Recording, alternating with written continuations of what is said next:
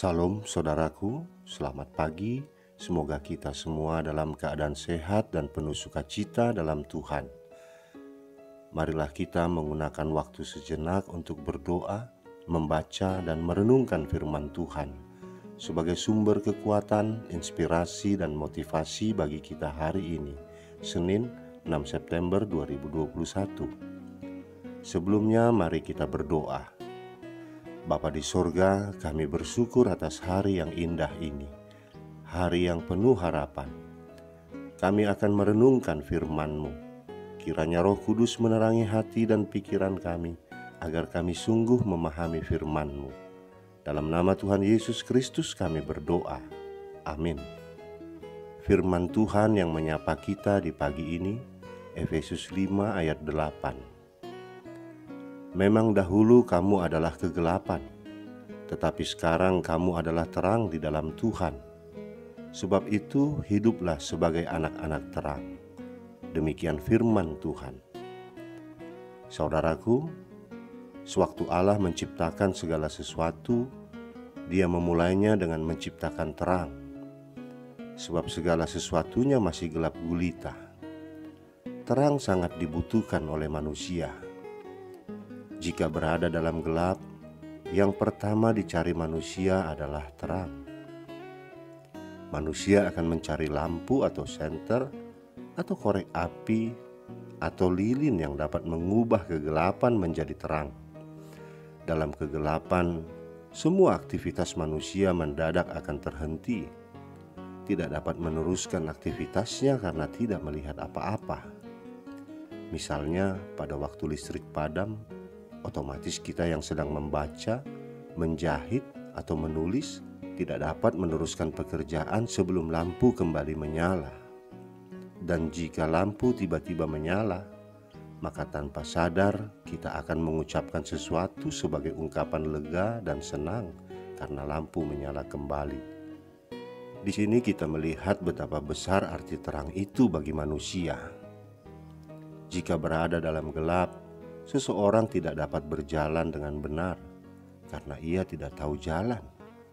Karena kalau dipaksa berjalan, mungkin ia akan tersandung, terbentur lemari, atau bahkan terjatuh.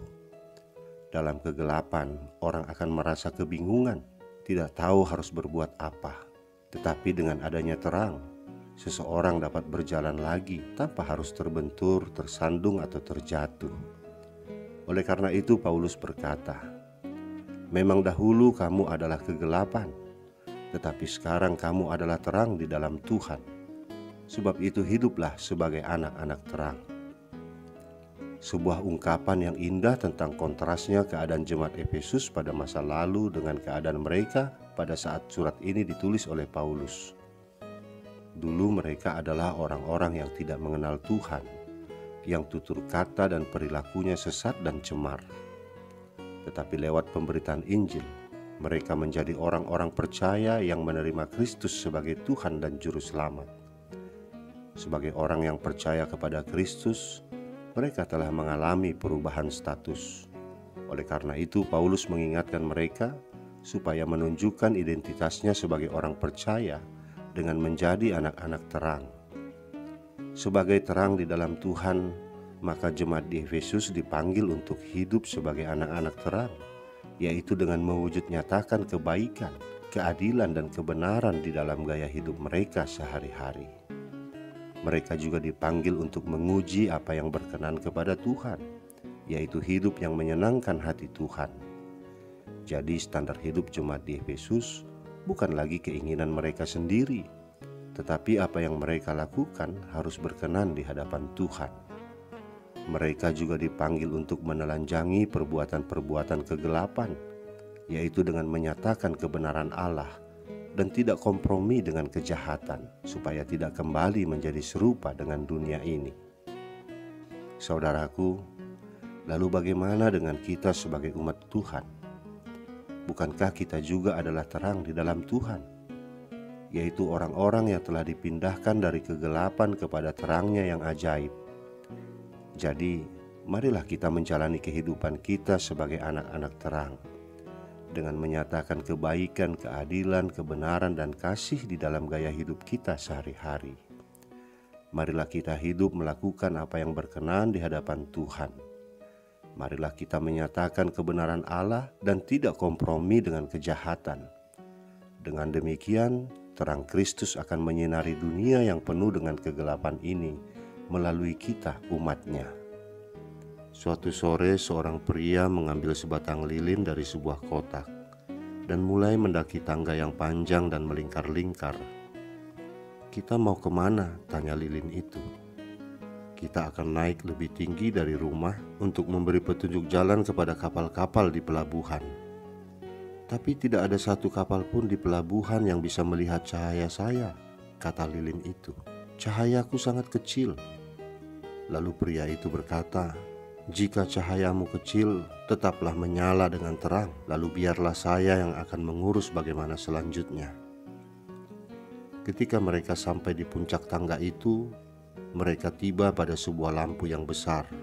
Kemudian pria itu menyalakan lampu itu dengan lilin kecil tadi. Dengan serta-merta kaca pemantul yang ada di belakang lampu itu mengirimkan cahaya sampai jauh ke tengah laut. Saudaraku, kita adalah lilin Allah. Tugas kita adalah bersinar terus, dan kita akan berguna jika kita ada di tangan Allah. Sebagai terang, kita harus mampu menjadikan orang lain melihat kebenaran. Jika seorang berada dalam kegelapan, maka ia akan berada dalam kebingungan dan tidak dapat membedakan mana yang benar dan mana yang salah. Dalam kegelapan, orang tidak dapat membedakan mana yang baik dan mana yang buruk. Semuanya diterjang saja, tersandung, terbentur, dan terjatuh. Melihat yang demikian itu, kita harus berfungsi sebagai terang yang menerangi, agar tidak ada orang yang berada dalam kebingungan dan kehilangan arah dalam hidupnya. Sebab terang yang kita bawa akan membuat orang melihat mana yang benar dan mana yang salah, mana yang baik dan mana yang buruk. Dunia tidak dapat melihat kebenaran karena gelap.